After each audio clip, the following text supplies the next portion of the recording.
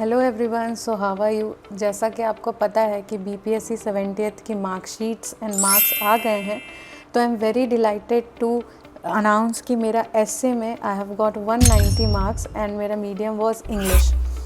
So I just want to share कि essay की preparation की जर्नी मेरी 69th के प्रीलिम्स के बाद ही स्टार्ट हो गई थी, सिंस मेरा उसमें सिलेक्शन नहीं हुआ था कुछ मार्क्स से। तो जब मैंने शुरू किया I was at zero and I got through BCW के वीडियोस एसए का एक कोर्स। उसमें 2-3 वीडियोस देखने के बाद आई रियलाइज्ड कि एसए के लिए कैसे अपनी स्ट्रैटेजी बनानी है एंड एसए को अप्रोच कैसे करना है। सो आई लर्नड कि एसए में introduction is very important.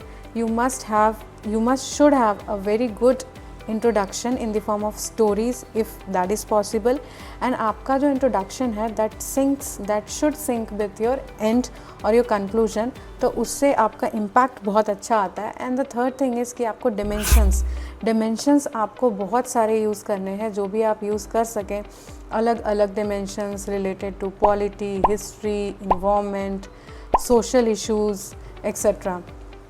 Now there were 3 sources जहाँ से मैंने अपना एसे का बहुत सारा कंटेंट प्रिपेयर किया। First was Rajya Sabha TV.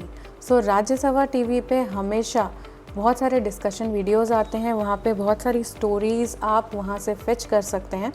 For example if you go and check AI in agriculture, तो वहाँ पे the anchor is given a very important और बहुत ही सुंदर स्टोरी है, तो आप उसे ऐसे में डेफिनेटली यूज़ कर सकते हैं।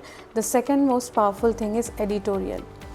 सिंस आजकल न्यूज़पेपर में हमेशा women related topic, environment related topic, women empowerment के टॉपिक्स या फिर और भी बहुत सारे टॉपिक्स के डिस्कशंस एडिटोरियल्स में बहुत अच्छे पॉइंट्स होते हैं, बहुत अच्छी स्टोरीज़ होती हैं जो आप यूज़ कर सकते हो। Now the third is I used many dimensions from our static subjects, freedom movement, Gandhi ji, Ambedkar ji.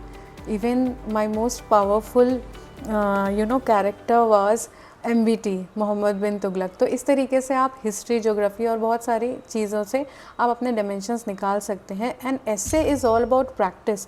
You should start writing and धीरे धीरे वो आपका इम्प्रूव होता जाएगा। तो I think it must be useful for you guys. And please comment if you want कि मैं जो ऐसे मैंने लिखा था अपने मेंस एग्ज़ाम में उसका कुछ इंट्रोडक्शन और कंक्लूजन, या फिर कोई टॉपिक आपको ऐसा लगता है कि मैं उस टॉपिक पे आपको एग्जांपल्स बताऊं कि कैसे लिखना है, तो प्लीज़ कमेंट।